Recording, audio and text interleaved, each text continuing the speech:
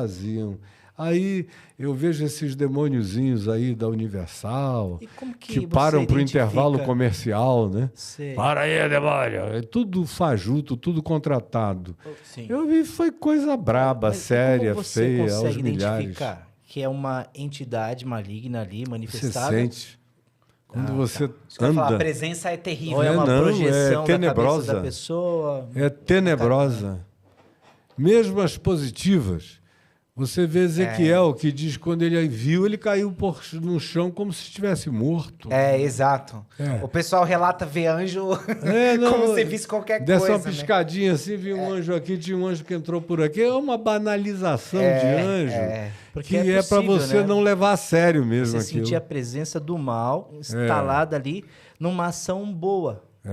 Ah, E também, que né? Também. É um contraponto que eu já senti muito. Anjo de luz. Um anjo de luz. Como Tem Paulo uma diz, aparência do bem, mas é do mal. Mesmo que se manifeste como um anjo de luz, Exatamente. se não confessa a confissão certa Exato. de que Jesus é o Senhor, eu mando sair e boto para correr. Perfeito. Porque eu recebi autoridade no Evangelho para entrar no inferno, para dar voltas no Tártaro e sair de lá como Jesus fez, proclamando o Evangelho do Reino, como Pedro diz na segunda epístola dele, no coração do Hades, dizendo quem é que tinha vencido tudo. Então, o que isso fez em mim foi me produzir um desassombro absoluto em relação ao que o povo chama de sobrenatural.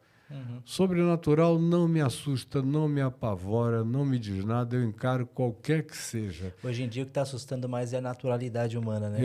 Dentro da religiosidade. É ver a perversidade humana, é ver os diabos humanos. Os diabos humanos. Os diabos humanos que estão para todo lado são os bichos mais horrorosos e nojentos, mais sutis e demoníacos.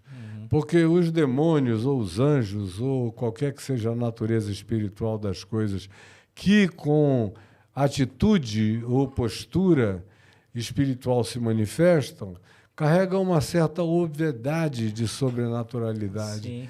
Agora, quando você encontra esses muitos Judas, acerca dos quais se dizia o diabo entrou nele, e aí está cheio deles nos púlpitos, estão se candidatando à liderança política do Brasil, querem ser presidentes, prefeitos, um monte de coisa maligna, usando o nome de Jesus mentirosamente, ensinando tudo que é anti-evangelho. Mas o pessoal está tão cego, estão tão bloqueados cognitivamente falando, que dizendo o que eu estou dizendo, quem é o herege sou eu.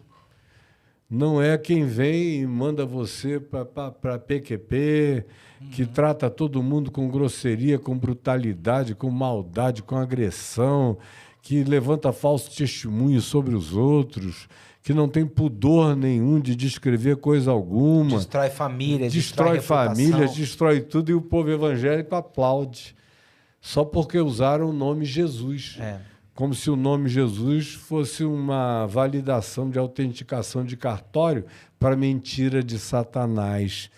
E aí o que eu vejo é uma igreja onde existem raras pessoas com algum pouco discernimento espiritual.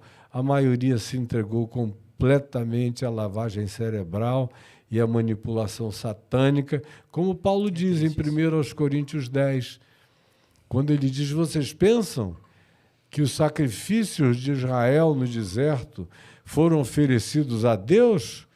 Eu digo a vocês que não.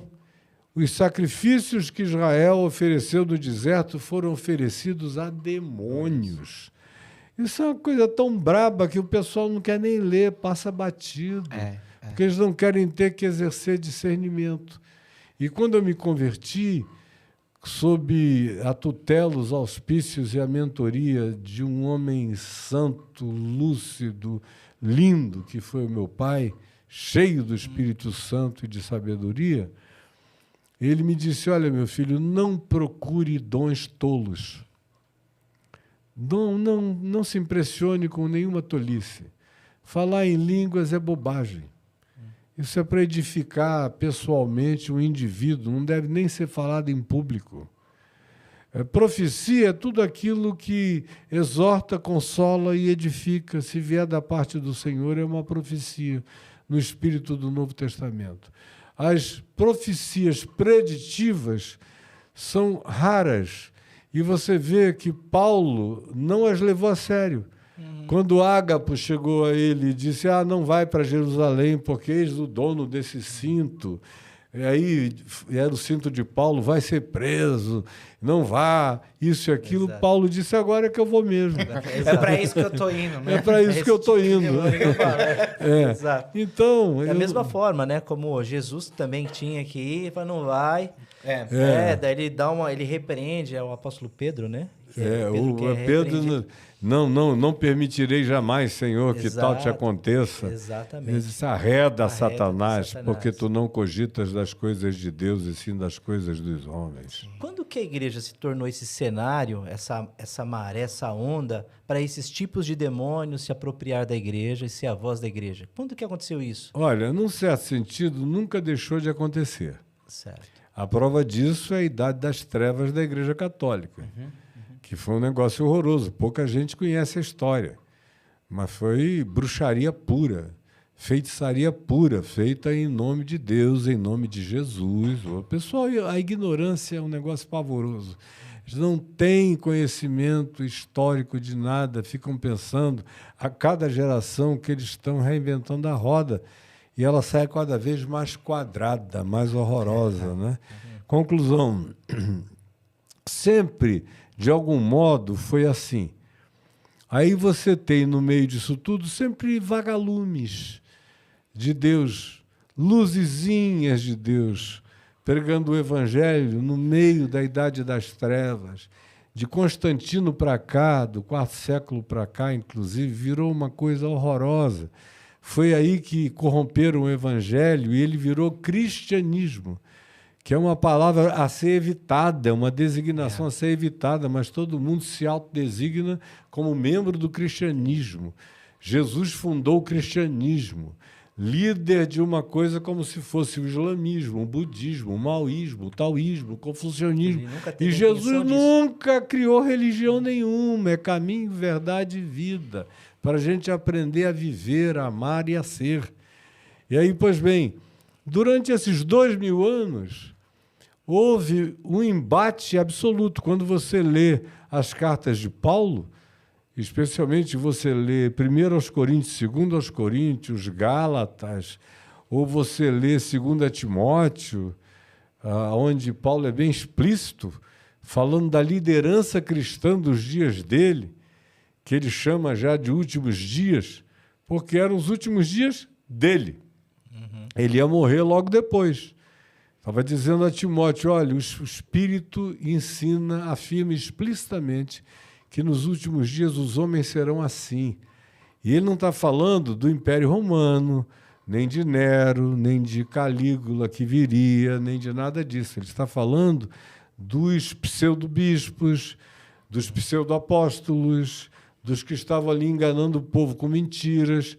Você lê a primeira carta aos Coríntios, tinha gente dizendo que a ressurreição já tinha acontecido ou que não ia acontecer, tinha gente ensinando doutrinas para que você se batizasse em favor dos que já tinham morrido, tinha todo tipo de maluquice já estava em vigência nos dias de Paulo, tanto quanto estão em vigência nos nossos dias. Os questionamentos do ser humano são parecidos, né? Sempre, porque quando o cara não se converte, ele serve ao paganismo, ao misticismo pagão sempre. Isso, o misticismo pagão é igualzinho, do século XVIII e o de hoje é parecido. Só tem pequenas mudanças de estética fisionômica e de semântica, de nomenclatura.